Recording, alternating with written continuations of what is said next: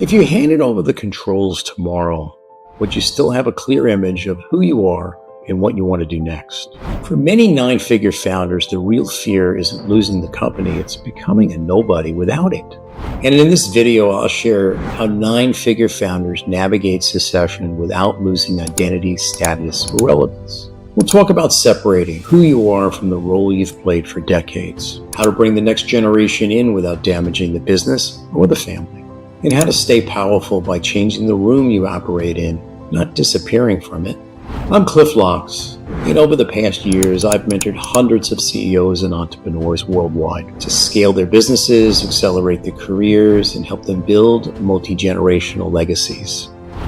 A lot of founders secretly fear the day they step back is the day they become irrelevant. The real question isn't, can I retire? It's who I am if I'm not in this company. I mentor 8- and 9-figure founder families through succession and identity shifts. And let me tell you, the healthiest transitions don't turn you into a ghost of your former self. They elevate you. Let's start with the first point, which is separating your identity from your role. You've been the founder for decades. Your name is tied tightly to the brand. Your reputation is fused with the company, and your self-worth is intertwined with performance. So when people say succession, what you hear is amputation. I've worked with founders who've built 9-figure enterprises from nothing. When it was time to transition leadership to the next generation and a professional CEO, he said all the right things publicly, but privately, he kept re-entering decisions he had already delegated, second-guessing hires, stretching the timelines in an attempt to subsequently slow the process down.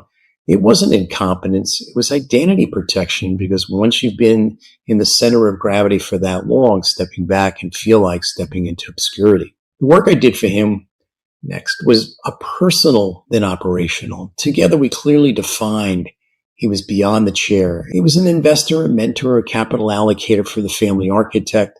And once he saw succession as an expansion of impact, not a loss of it, the way he approached it changed. So before you hand over the chair, answer this: who am I when I'm not there? Design your next chapter intentionally and understand that your title can change without your relevance disappearing. Now, if you're preparing for succession, but feel resistance, tension, or identity conflict around stepping back, click the first link in the description. This is exactly the kind of transition I help founders navigate before it damages the process irreversibly for them. Now, even if you've separated your identity from your role, succession can still fail if you mishandle the next generation. And that's where most families get this wrong. Bringing in the next generation the right way, there are two common mistakes here. Either you push them in too early or you keep them out too long. Both create resentment. I've seen successors handed, executive titles with no preparation.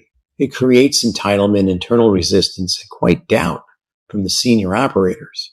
I've seen the opposite, talented next-gen leaders who have been kept in the shadows for so long that by the time they get responsibility, they've become disengaged and frustrated. The healthiest transition, treat the next generation like leaders in training. Gradually, responsibility and structured education and real accountability and consequences, not symbolic roles, protection, or development. Blend outside expertise and experience with the inside opportunity. Make expectations clear, make the timelines clear, and make the standards clear. When everybody understands the path, emotions decrease and alignment increases. If you want deeper frameworks on how to structure next-gen development without destabilizing the business, join my email list below. I'll share practical succession models, but here's the final fear founders really say out loud. What if I step back and the world forgets me? Most founders fear going from center of the universe to someone who used to run that company. So they cling. They stay in the daily operations longer than they should. They override decisions, they hover, not because they don't trust the team, but it's because they don't want to become invisible. I've worked with one founder who only found peace when he realized something simple. He didn't have to disappear. He just had to change rooms. Instead of running operations, he shifted to shaping strategy at the portfolio and family level. He moved from an operator to an architect, from a decision executor to a capital allocator, from daily urgency to long-term legacy design, He didn't step out. He stepped up to a different attitude and altitude. That's the shift.